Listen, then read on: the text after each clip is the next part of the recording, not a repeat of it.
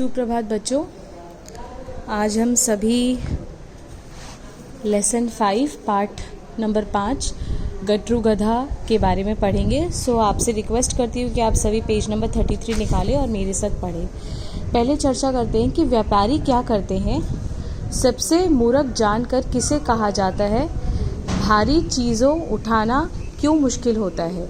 गलत काम करने से बिगड़ जाता है। सोच समझकर काम करना अच्छा होता है। मेहनत करने से घबराना नहीं चाहिए। तो देखिए यहाँ पे व्यापारी क्या होता है? जो काम करते हैं उसे व्यापारी कहते हैं। तो व्यापारी क्या करते हैं? व्यापारी काम करते हैं, ठीक है। वह एक जगह से सामान खरीद कर दूसरी जगह बेचते हैं, ठीक है। और सबसे मूर्ख जानकर किसे कहा जाता है? जो समझकर काम नहीं करता है। भारी चीज़ें उठाना क्यों मुश्किल होता है, यह हम इस पाठ में पढ़ेंगे।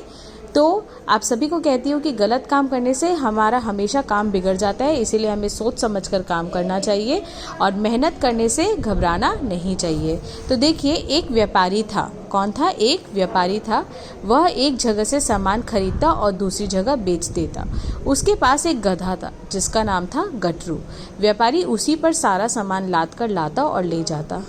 एक दिन व्यापारी ने सुना कि बाजार में नमक बहुत ही कम दाम में बिक रहा है। उसने बहुत सा नमक खरीदा और गट्रू की पीठ पर लाद दिया। आज मालिक ने यह क्या खरीदा है?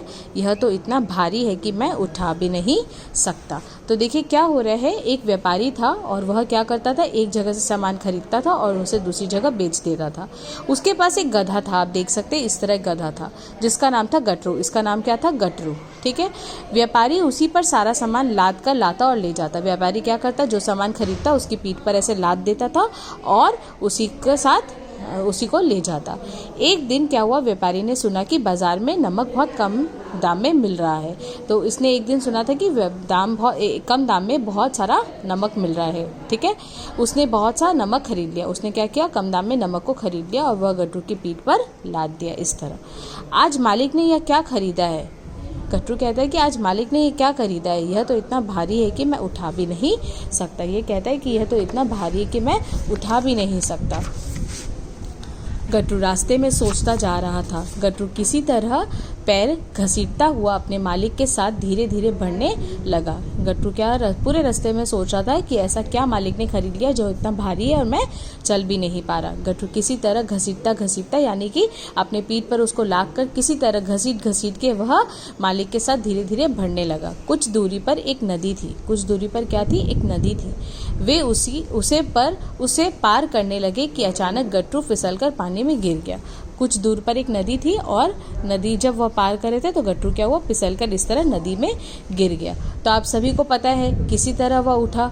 गट्रू को लगा कि पीठ का बोझ बहुत कम हो गया। गट्रू को ऐसा लगा कि पीठ का बोझ तो बहुत कम हो गया। वह बहुत खुश हुआ, ठीक है। वो बहुत खुश हुआ। कुछ दिन बाद व्यापारी फिर गट्रू को साथ लेकर नमक खरीदने गया। इस बार भी बोझ बहुत अधिक था। जब गट्रू नदी पार करने लगा तो वह जानबूझकर फिर उसी जगह पर फिसला। नमक नदी के पानी में घुल गया और उसकी पीठ का भार भी कम हो गया, ठीक है। तो व्यापारी क्या हुआ? यह समझ गया। क्या होता है, नमक जब पानी में घुल जाता है तो वह कम हो जाता है ना। तो उसने पहली बार जब वो जानबूझकर नहीं गिरा था तब नमक पानी में घुल जाने के कारण उसका पीठ का बोझ कम हो गया था। और दूसरी बार जब फिर व्यापारी ने नमक खरीदा तब वह जानबूझकर पानी में गिर गया। और इस बार क्या हुआ? व्यापारी ने अपने गधे की चालाकी को समझ लिया था, ठीक है। गधे की चालाकी को समझ लिया था तो बोला गया, ठीक है, मैं भी आलसी गधे को सबक सिखाऊंगा। इसने मेरा बहुत नुकसान किया है। कहता है मैं भी इस आलसी गधे को सबक सिखाऊंगा, इसने तो मेरा बहुत नुकसान किया है। बच्चों आज हम यहीं तक पढ़ेंगे। अपने नेक्स्ट क्लास में हम यहाँ पर पढ़ेंगे। आज के लिए यही। Thank you. Have a nice day.